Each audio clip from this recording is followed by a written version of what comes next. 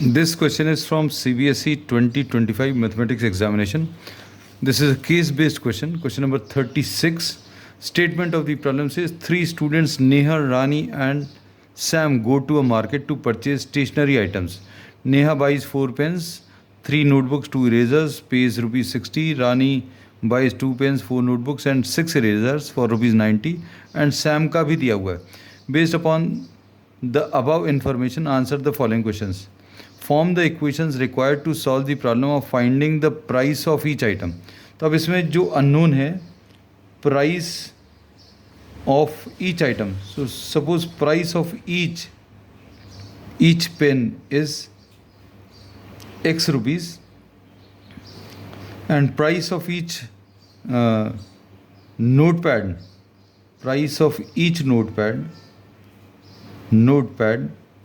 is Y rupees and price of each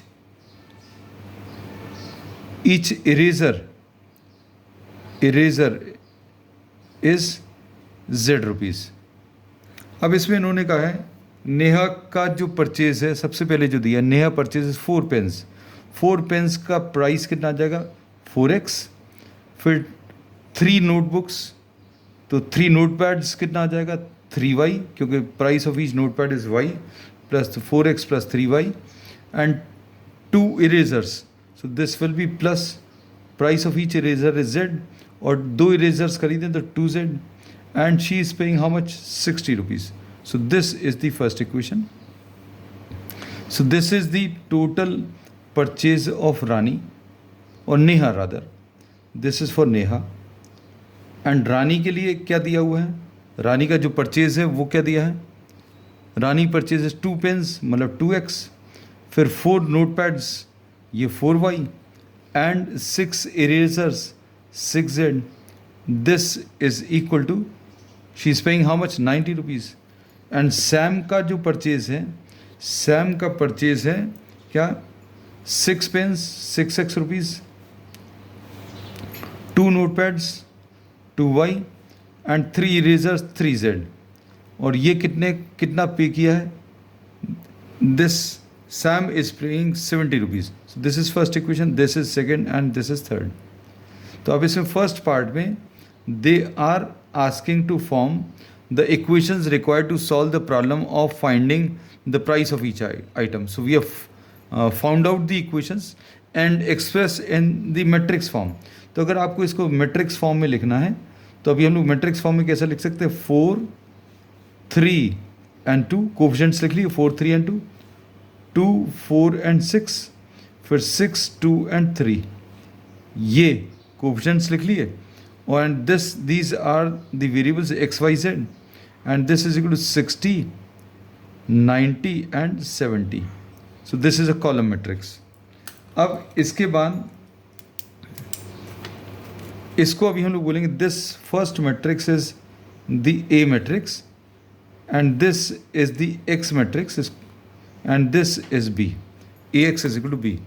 तो A किसको लिखा है अभी हम लोगों ने, we are writing A as 4 3 and 2, 2 4 and 6, 6 2 and 3. X किसको लिखा है, X is X Y and Z, and B is what, B is 60 90 and 70.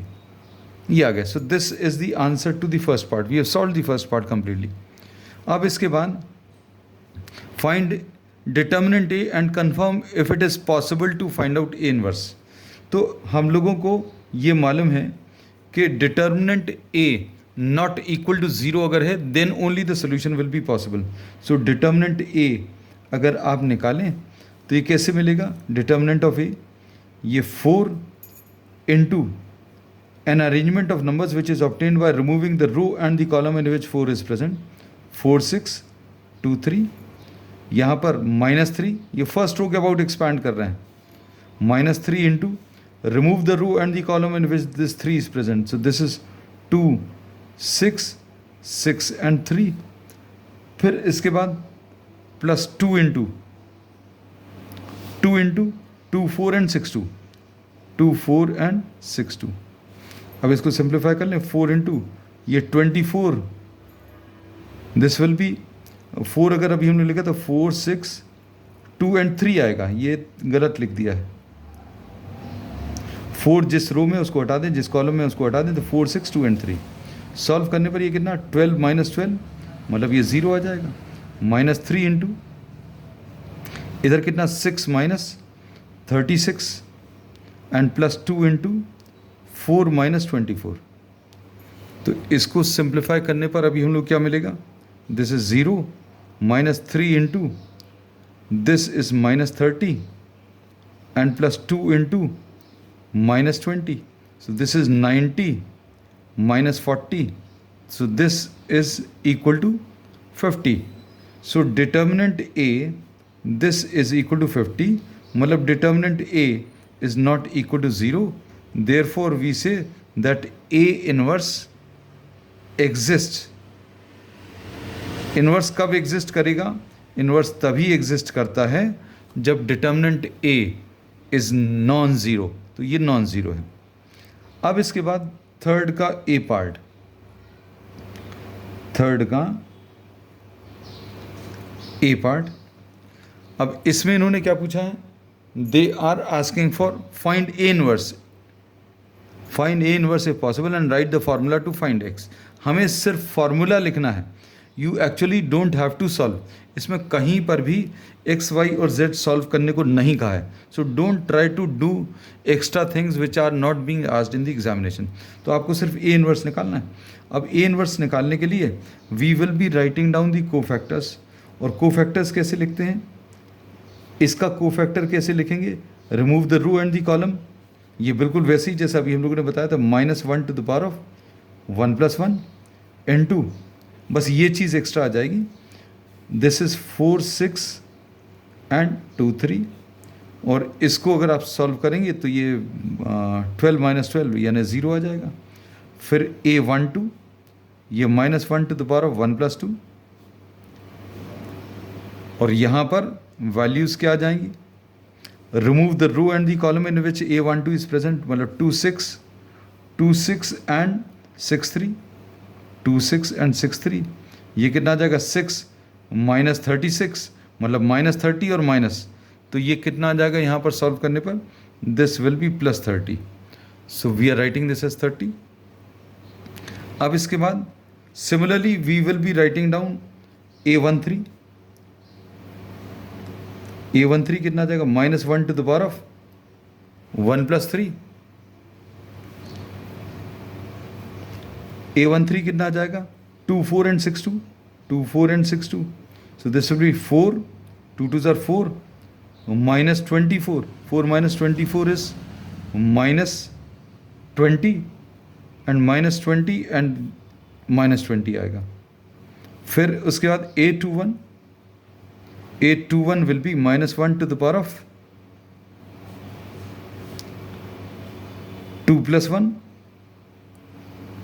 और यहाँ पर क्या मिलेगा, नंबर्स क्या आ जाएंगे, A21, remove the row and the column in which this is present, क्या आ जाएगा 3 2 एंड 2 3, तो ये सॉल्व करने पर A21 की value, this will B 9 - 4 is 5, और ये बाहर माइनस साइन है, so this is -5.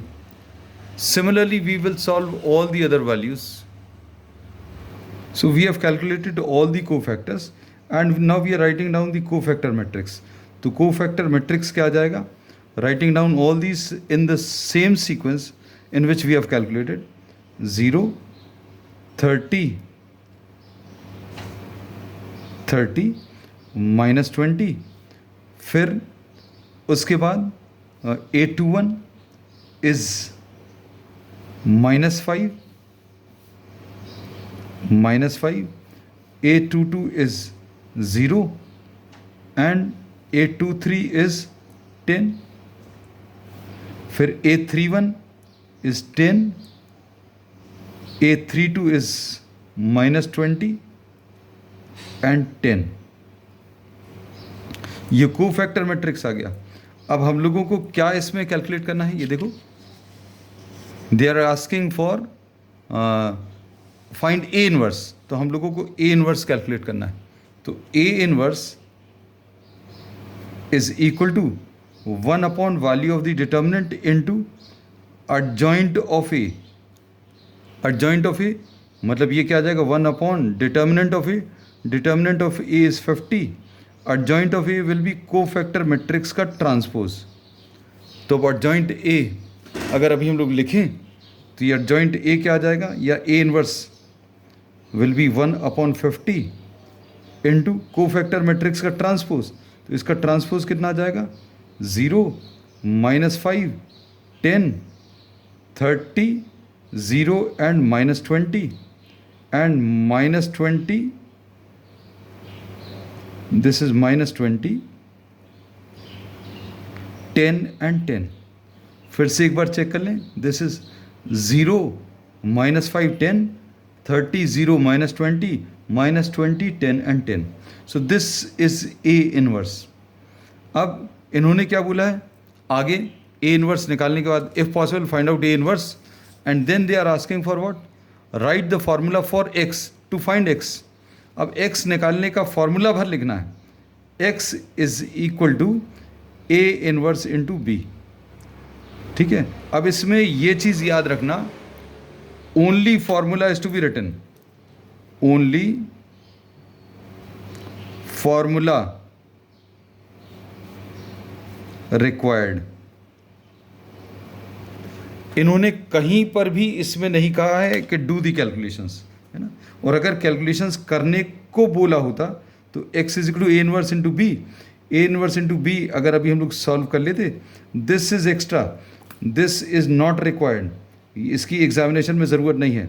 लेकिन अभी हम सिर्फ just for knowledge sake we are writing down x is equal to A inverse into B, 0 -5 10 30 0 30 0 and -20 and -20 10, ये 0 यहाँ पर लिख दे रहे हैं, दिस इज 10 और 10 इंटू बी, बी की वैल्यू 60 90 एंड 70। इसको सॉल्व कर लीजिएगा, क्रॉस ऐसे में इसको मल्टीप्लाई करके ये कितना आ जाएगा, -450 प्लस 700। सिंप्लीफाई कर कर चेक कर कर देख लेना, this is not 0, I think is this 0, will check. Solve करने पर ये कितना 1/50 बाहर और अंदर क्या 250 400 और 400 आ जाएगा। मतलब ये वैल्यूज़ कितनी 5 8 और 8, these will be the prices. अब इसका अगला पार्ट, अब इसके अगले पार्ट में they are asking for what, find a square minus 8i। हम लोगों को a स्क्वायर माइनस 8i का कैलकुलेशन करना है। a स्क्वायर माइनस 8i, तो a square minus 8i will be, ये इसका थर्ड का और वाला पार्ट है। a square minus, we are finding a square minus 8i। a square अगर निकालना है तो कैसे निकालेंगे, a को अभी हम लोग दो बार लिख लें, 4 3 एंड 2 2 4 एंड 6, फिर उसका 6 2 एंड 3, ये 4 3 2 2 4 and 6 6 2 and 3 minus 8i। i की वैल्यू कितनी है, i इज 1 0 0 0 1 0 एंड 0 0 एंड 1। अब इसको सिंप्लीफाई करने में ये कितना आ जाएगा, ये ऐसे में मल्टीप्लाई करेंगे 4 2 6, तो this will B 16 plus 6 is 22, 16 plus 6 is 22, 22 plus 4। फिर से देखें इसको, ये अगर इसमें मल्टीप्लाई करेंगे तो ये कितना आ जाएगा, ये सॉल्व करने पर ये 16 प्लस 6 प्लस 12, ऐसे में कितना आ जाएगा 8 प्लस 8 प्लस 36, और ये इसमें कितना आ जाएगा 24 प्लस 4 एंड प्लस 18। अब सेकेंड रो को अगर मल्टीप्लाई करें, ये सेकेंड कॉलम को 3, 4 एंड 2 को अगर मल्टीप्लाई करें तो कितना आ जाएगा? 3, 4 एंड 2 को, तो ये आ जाएगा 12 प्लस 4। अब उसके बाद 6 प्लस 16 एंड प्लस 12, और फिर लास्ट में कितना आ जाएगा? लास्ट में 3, 4, 2 को, तो ये 18 प्लस 8 एंड प्लस 6। अब इसका थर्ड रो को मल्टीप्लाई करेंगे तो कितना आएगा? 2, 6 एंड 3 को, तो ये आ जाएगा 8 प्लस 18 एंड प्लस 6। फिर इसके बाद यहां पर कितना आ जाएगा? 4 प्लस 24 प्लस 18, और लास्ट में ये कितना आ जाएगा? 12 plus 12 and plus 9 and minus 8i। अब इधर जगह कम है तो I am just writing this as 8i। तो ये सॉल्व करने पर क्या मिलेगा?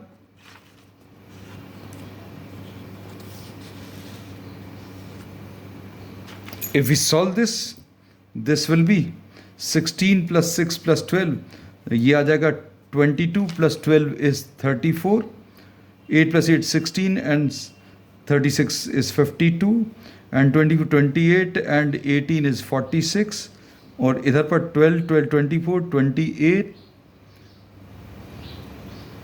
12 plus 12 is 24 plus 4 is 28, फिर ये आ जाएगा 22 and 12 34, और यहाँ पर 18 plus 8 is 26 and 6 32।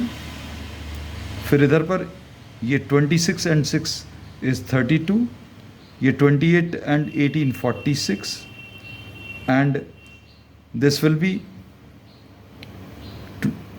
12 12 24 and 9 33 minus 8 0 0 0 8 0 and 0 0 8, which on simplifying further will be equal to,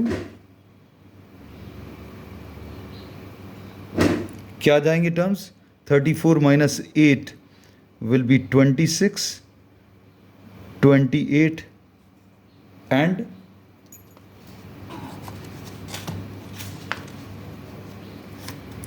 32, और यहाँ पर कितना आ जाएगा? 52 34 52 34 में से 8 जाएगा तो ये 26 आ जाएगा। दिस इज 26, और इसमें कोई चेंज नहीं आएगा 46, और ये 46 32 and 25. So this will be the answer to the last part. So this is the solution of the entire question.